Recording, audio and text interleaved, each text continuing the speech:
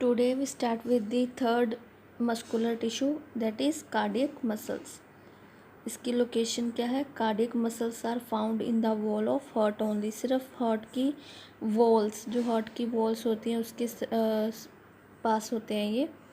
Structure क्या है? The cardiac muscle fibres are branched and form an interconnected network. ये branch है, देखो आगे के आगे इसकी ब्रांचेस निकल रही हैं और एक इंटरकनेक्टेड नेटवर्क बना रहे हैं, एक दूसरे से जो जुड़ा होता है network. The fibres are uninucleated and nucleus is centrally located. Uninucleated का मतलब हर एक, जैसे ये एक सेल है तो इसका सिर्फ एक ही न्यूक्लियस है और सेंट्रली लोकेटेड है, सेंटर में प्रेजेंट है. तो हर एक सेल का अपना एक न्यूक्लियस प्रेजेंट है. The myofilaments are connected together by dark junctions called intercalated disc. तो जो जितने भी इसके मायोफिलामेंट्स हैं, ये जो सेल्स हैं, ये आपस में कनेक्टेड है बाय अ डार्क जंक्शन. ये डार्क लाइन जो है इंटरसेलेटेड डिस्क, इसके थ्रू ये एक दूसरे के साथ जॉइंट है. Cardiac muscles are striated yet involuntary. ये स्ट्रेटेड होते हैं, मतलब ये भी स्ट्रेटेड मसल की तरह इनमें भी बैंड्स प्रेजेंट होते हैं. Yet they are involuntary. Involuntary मतलब ये अपने आप काम करते हैं, हमारी विल के अकॉर्डिंग वर्क नहीं करते, क्योंकि हार्ट जो है उसको हम नहीं ऑर्डर देते कि कब आपने स्टार्ट होना है, कब आपने पंप करना है, तो वो अपने आप काम करता है. They contract tirelessly throughout life and never get fatigue. और ये पूरी लाइफ के लिए टायरलेसली काम करते हैं और कभी भी ये सेल थकते नहीं हैं.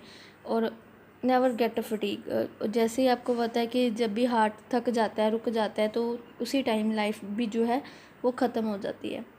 नेक्स्ट है इनके functions. The pulsating movement of heart chambers are caused by contraction of cardiac muscle. जैसे जो हार्ट है जब पंप करता है, मतलब कॉन्ट्रैक्शन और रिलैक्सेशन जो उसके चैम्बर में होती है, तो वो इन कार्डियक मसल की वजह से मूवमेंट्स शो करता है.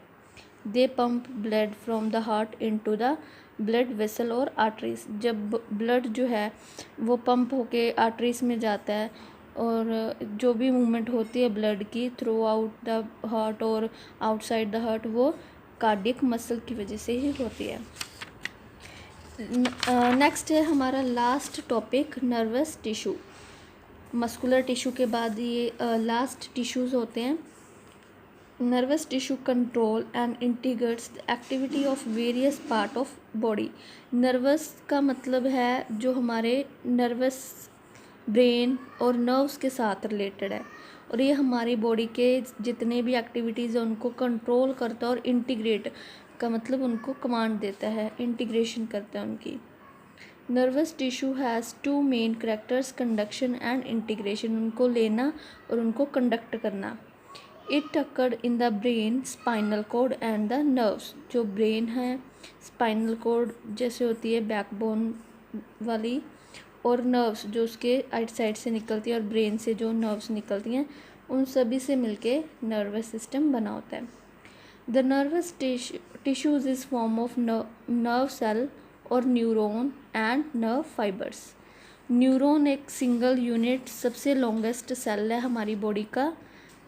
इसके सेल्स मिलके टिश्यू बनाते हैं, नर्वस टिश्यू. तो व्हाट इज़ न्यूरॉन? अगर एक सिंगल न्यूरॉन की, अगर सिंगल नर्व सेल की स्ट्रक्चर को देखना हो तो ये होता है एक नर्व सेल, जिसको हम न्यूरॉन भी बोलते हैं. It is the longest cell of the body. और इसमें जो इसके मेन क्या क्या फंक्शन होते हैं, 2 मेन फंक्शन है. They perceive stimuli. स्टिमुलाई का मतलब जो कमांड है उसको परसीव करता है in the form of nerve impulse. एक इम्पल्स के तौर पे. इम्पल्स होता है झटका जैसे लगता है, या कोई मैसेज हम लेते हैं. They conduct nerve impulse from sense organ to brain and from brain to body motor organ. और ये ऑर्गन से ब्रेन तक और ब्रेन से ऑर्गन तक मैसेज को कंडक्ट करते हैं, लेके जाते हैं. तो ये इनके 2 मेन फंक्शन हैं. अगर इसकी हम स्ट्रक्चर की बात करें तो 2 इसके पार्ट्स होते हैं, एक साइटोन, एक न्यूराइड्स. फर्स्ट है साइटोन, जो ये बॉडी पार्ट बना हुआ है साइटोन. साइटोन और cell body star shape. Its cytoplasm is called neuroplasm and has a large nucleus, several nasal granules and fine thread like neurofibrils. अब इसमें क्या क्या होता है कि सेंट्रली लोकेटेड न्यूक्लियस है, बीच में साइटोप्लाज्म प्रेजेंट है जिसको न्यूरोप्लाज्म बोलते हैं, निजल ग्रेन्यूल्स मतलब प्रोटीन के ग्रेन्यूल्स होते हैं, और काफ़ी सारे इसमें से न्यूरोफाइब्रल्स निकलते हैं जिसको हम डेंड्राइट और डेंड्रोन बोलते हैं। तो नेक्स्ट इसमें आते हैं neurites. Neurites arising from cyton and are of two type, एक होता है एक्सोन, एक होता है डेंड्रोन। ये एक एक्सोन से ये डेंड्रोन से निकल रहे हैं, और सेकंड एंड पे एक्सोन भी एक जो इसकी एक्सटेंशन है वो अराइज होती है। ये सारी एक्सोन है और यहाँ पे आके एक्सोन एंडिंग आती है। तो पहले एक्सोन के बारे में देखेंगे।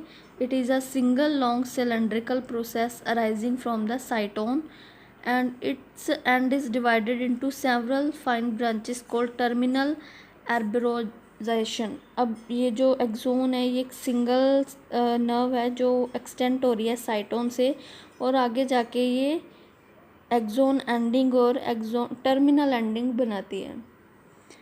Axon conduct impulse from the cell body to other neuron, मतलब ये सेल जो बॉडी है उससे मतलब लेती है। जैसे अगर यहाँ पे डायग्राम बनाएं तो ये क्या करेगी, सेल बॉडी से इम्पल्स को लेके नेक्स्ट वाले न्यूरॉन को पास करेगी।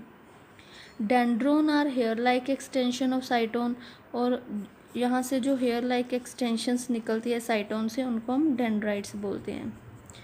They receive impulse from the axon and convey them toward the cytone। ये जो ऊपर वाला कोई न्यूरॉन होगा उससे इम्पल्स लेगा और साइटोन को इस पार्ट को दे देगा।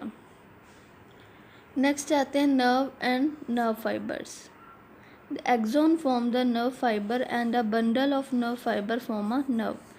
अब ये जो एक्सोन है इसके जो नर्व फाइबर है वो सारे बंडल मिलके एक नर्व बनाते हैं। Bundle of nerve fibres make a nerve. Nerves in our body are just like cable having many wires. जैसे एक केबल के साथ काफ़ी सारे तारें जुड़ी होती हैं, वैसे एक को कम्प्लेक्स नेटवर्क पूरा इसका नर्व और नर्व फाइबर्स का हमारी बॉडी में प्रेजेंट होता है। इसका क्या फंक्शन होता है, nerve fibre conduct message from one part of the body to other, हमारे एक पार्ट से अदर पार्ट तक जाता है, मैसेज ट्रांसमिट करता है ये। They receive stimuli from the environment and send messages to the brain and spinal cord. और हमारे इन्वायरमेंट से जैसे हमने कुछ देखा है, कुछ टेस्ट करा है, कुछ स्मेल करा है, जो भी हमने रिसीव करा है वो मैसेज ब्रेन और स्पाइनल कॉर्ड को देता है। Impulses or messages from brain and spinal cord are carried to the various organ। और जो इम्पल्स ब्रेन और स्पाइनल कॉर्ड ने लिया उसको वेरियस ऑर्गन तक भी लेके जाता है। तो यहाँ पे आपका ये चैप्टर जो है वो फिनिश होता है। आंसर की इसकी मैं प्रोवाइड कर दूँगी।